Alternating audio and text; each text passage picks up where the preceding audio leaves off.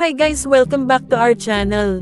Pag-uusapan naman natin ngayon si Annabel Rama, na pag-usapan nga natin sa ating previous vlog ang tungkol sa chismis ng hiwalayan ni Richard Gutierrez at Sara Lebati.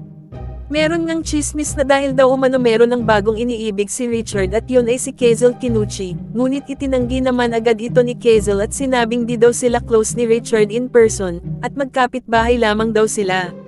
Hindi pa nga tiyak kung tuluyan na hiwalay ang mag-asawa na si Richard at Sara, ngunit nagsalita naman si Annabel Rama tungkol sa kanilang relasyon.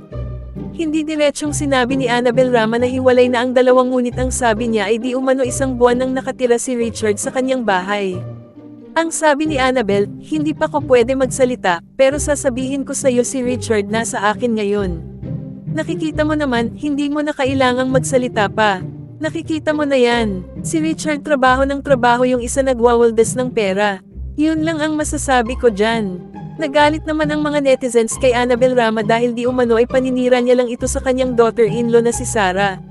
Dahil sabi ng mga tagahanga ni Sara na mayaman na si Sara noon pa at meron naman daw itong trabaho sa pag-e-endorse ng mga products, lalo na ang luxury brand na Gucci. So ano say ninyo dito guys? Tingin nyo ba sinisiraan ni Annabel si Sara Lebati? Comment your thoughts below and don't forget to subscribe to our channel.